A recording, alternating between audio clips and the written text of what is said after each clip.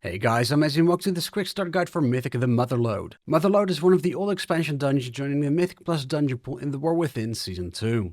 The first boss is the coin-operated crowd pummeler. To start with, tanks pull the boss towards the edge of the room. Every so often coins are going to be thrown on the floor. When that happens, move the boss at least 15 yards away from those coins. That way when Coin Magnet gets cast, the boss won't absorb the coins. For each pile he does absorb, he gains 15% damage. Next, when Static Pulse is cast, use a personal cooldown to help the healer. When Foot Bomb Launcher is cast, 6 bombs will spawn. Everyone needs to run to these, aim them at the boss, and then kick them by clicking on the bombs. When they hit the boss, they'll explode on the boss instead, and causing him to take 25% increased damage per bomb for 15 seconds. If you don't, the bombs will explode on you and most likely wipe you. Lastly, move out of the Shocking Claw Cone.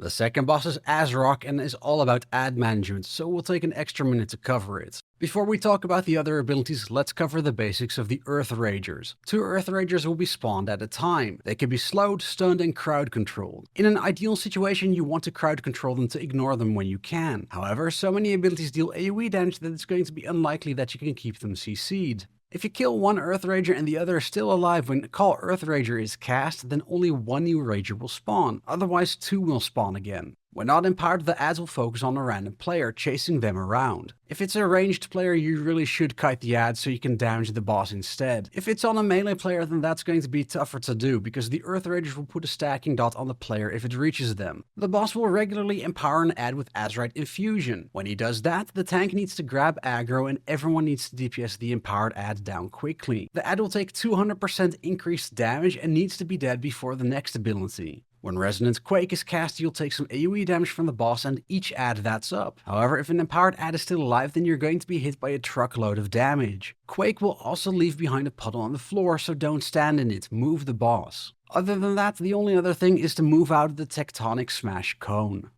The third boss is Rixxa Fluxflame and is very straightforward. Gushing Catalyst will put a lot of puddles of Azerite on the floor. Don't stand in it and move with your tank. When you get targeted by Azerite Catalyst, you'll cause more Azerite puddles to spawn on your position. Move to have it spawn next to existing puddles. And when you get targeted by Propellant Blast, stand in the direction of Azerite puddles. You'll get pushed back, and so will any puddles in your direction, allowing you to clean up space on the platform. Lastly, the tank will be taking damage from Searing Reagents.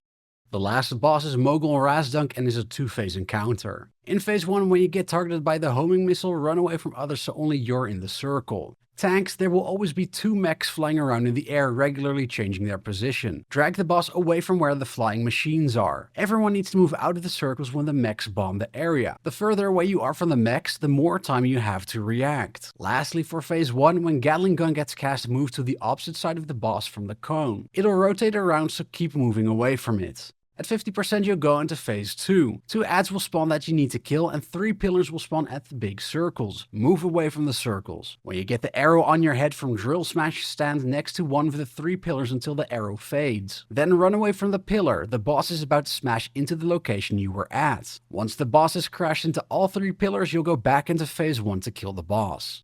And that's all you need to know for the Motherlode bosses. If you liked this video, please like, subscribe, and share it with others. I would really appreciate it as it helps with the YouTube algorithm. If you'd like to support me more, you can also follow me over on Twitter, Blue Sky, and Twitch, all at BBMezzy. And lastly, I also have a community Discord linked in the description. For now, I'm Mezzy, and I'll see you again next time.